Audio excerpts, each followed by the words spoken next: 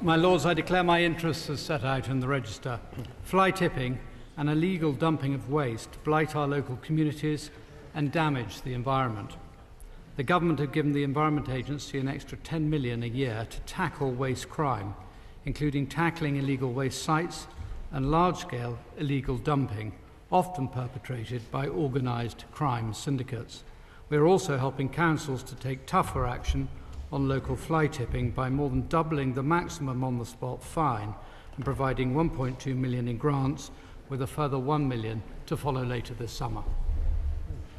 Lords, large-scale criminal enterprise fly tipping is out of control and has increased by 13% between 2021 and 22. In areas such as Hose Wood, it was reported that up to 30 trucks of illegal waste were being dumped every day between July last year and January this, with no effective action being taken. Campaign groups estimate it will now cost £10 million to clear up the waste. Will the Government commit to meeting the full cost of this clean-up and undertake a review into this specific case to assess the resources and effectiveness of enforcement action against large-scale fly tipping? Well, I completely agree with the Noble Earl that the illegal dumping of waste that has happened at Hodeswood is appalling, and a full criminal investigation is underway. I'm unable to comment further on the details of that live investigation, as I do not wish to prejudice the potential enforcement action. However, I can assure the House that the Government is determined to bring those responsible to account.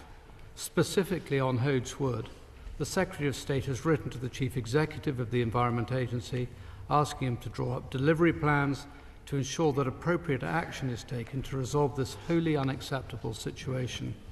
As part of that, we will consider how best to support the clearance of waste from the site.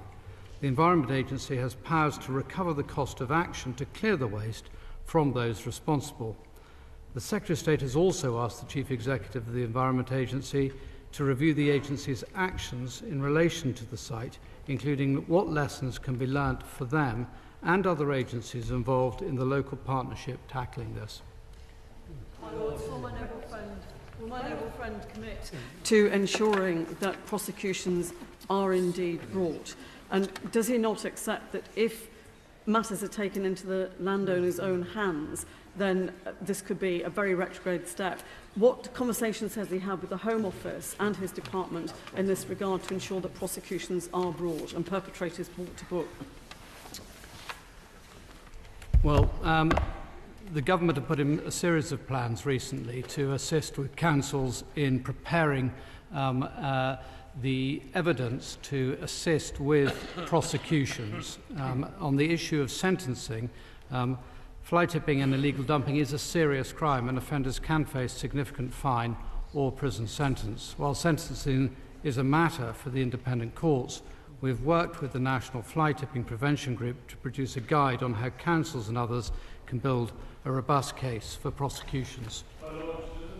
Minister, accept that one of the important factors that influence the degree of fly tipping is the availability of regular, transparent and dependable systems for collection of waste. Will he have a look at the figures in Wales, the high figures in Wales for recycling, and see whether there are some lessons that can be learned for elsewhere? I'd be delighted to do that and undertake to do that. I declare my interest in a family farm business that bears an ever-increasing burden of having to clear up fly-tipped waste, particularly building waste. And incidentally, that recently included a most attractive bathroom suite left in an open meadow. Can the Minister say whether any consideration has been given to requiring waste carrier licensees to display some form of licence on their vehicles? Would the Minister agree that fly tippers might be deterred from carrying and dumping waste if they and their illegal purpose were more easily identifiable because of the absence of a visible licence on their vehicle?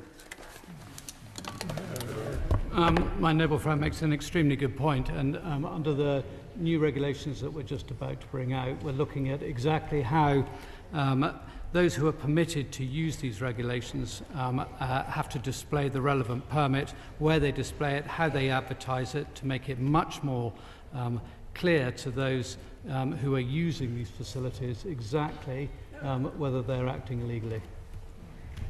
Fly tipping has increased because many councils don't have weekly refuse collection and charge people for taking items to the local refuse collection centres.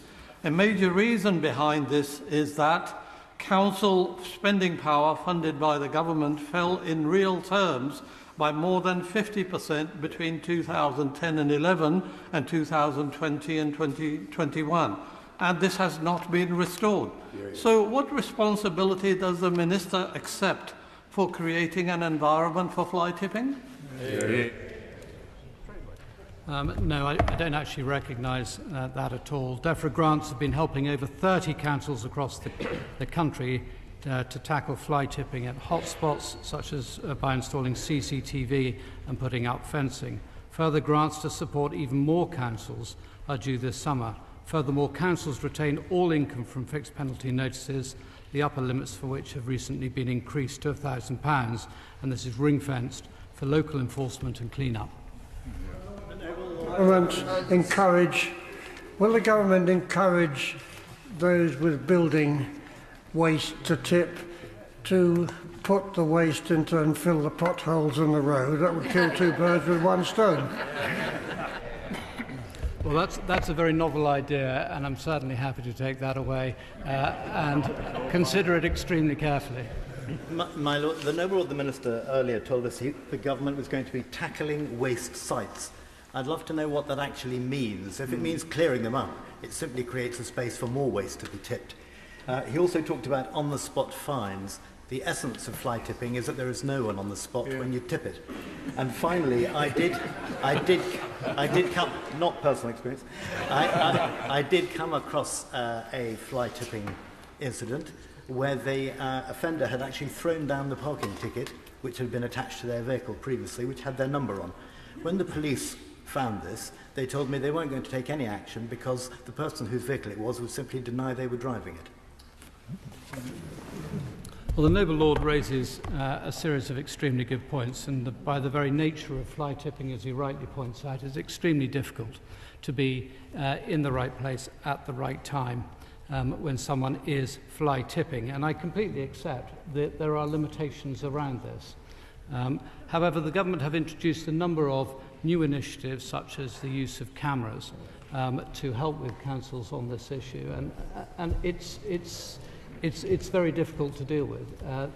To be honest, my personal view is that it's an education issue rather than an enforcement issue, but we're probably getting a little off topic. My Lords, the Noble Lord has outlined some of the initiatives that the government is bringing in to help combat it, which is clearly welcome. But recent figures show the number of fixed penalty notices issued decreased by 19%, and the number of court fines decreased by 17%. There's no point in bringing in new initiatives and increasing penalties if they're not actually being used.